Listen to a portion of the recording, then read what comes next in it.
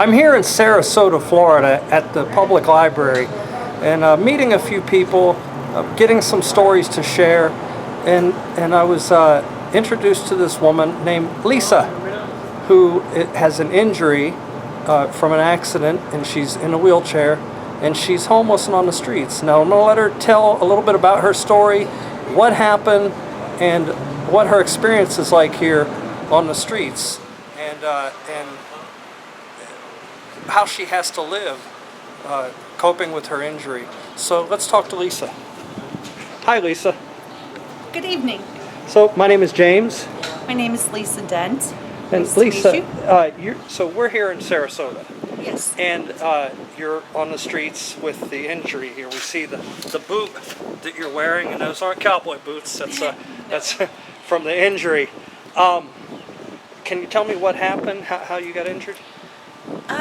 I was in one of our local parks, and I went to step up over a parking stop onto a sidewalk, and upon doing so, my foot hit the bottom of the parking stop, and the bend of my foot came down on top of it. My foot was broken in half. So when you I had to have surgery. when you were injured, did you call the ambulance? First responders show up or anything? No. I was put in a vehicle. I was actually lifted and put in a vehicle. I could not walk at all, and drove straight to the emergency room. So that was just somebody that was nearby, or a friend? A friend of mine, yes. Okay, and you didn't make a report or a record or anything of it? No. No. The hospital. I was at the park. I got out of the vehicle and I went down. I went over at the parking stop, and there you go. And for a little while, I just kept saying, all I remember is really getting out of the vehicle and stepping down, and that was about it. The pain was so excruciating. How long have you been on the streets here in Sarasota? Total time, I've been on the streets since August of last year. Except for the time period I was in the hospital with my injury. Okay, now with your injury, we see you're in a chair, so it's kind of limited on how you can get around and where you can stay. Are there places here because of your injury that will allow you to stay? Upon release from the hospital, being a surgical patient, none of the rehabilitative centers would take me because I had no insurance. And none of the shelters was willing to take me because I was a surgical patient, just out of the hospital.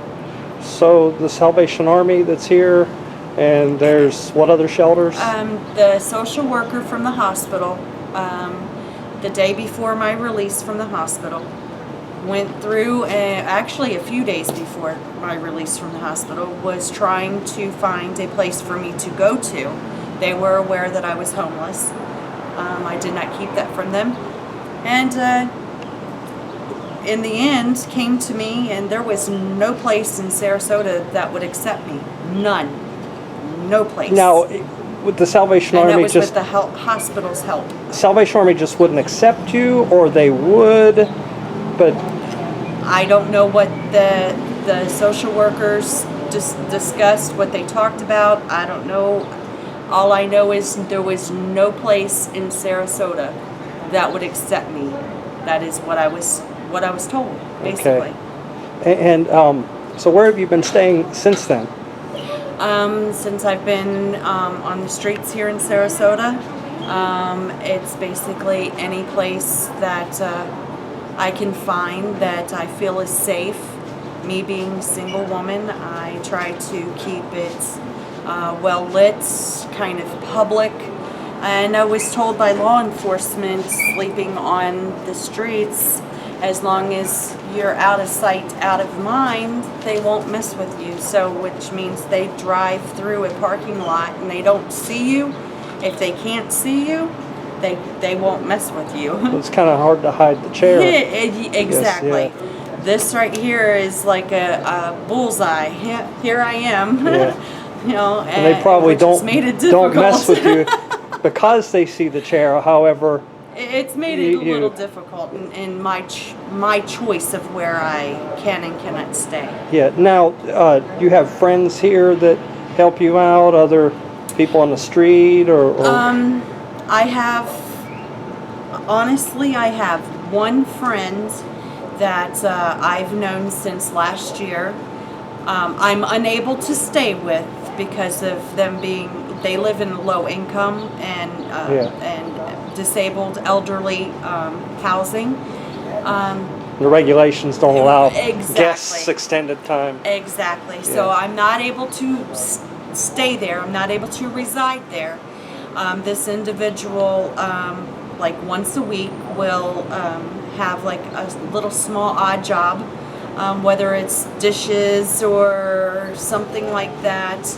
I try to help out and do that, and I earn anywhere from $5 to maybe $20, depending on what the job consists of. And that helps you with your eating, or That's what I live on. Are there places here that you go eat that? With me being in a chair, it's kind of hard for me to get from one side of town to the other and then back. Not to mention, there's a couple places that I don't go. I went there short in the very beginning for a short period of time, and I just don't go.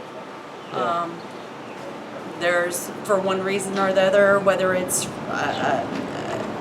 trying to avoid confrontation or situations with other individuals, what have you.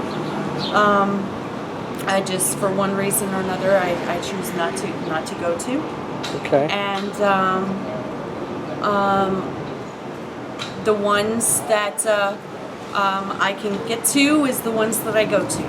Okay. So, real quick, to bring this video to an end here, what do you think could happen to help people that are in a homeless situation here in Sarasota and anywhere else that organizations or groups could do to really help people to get off the street?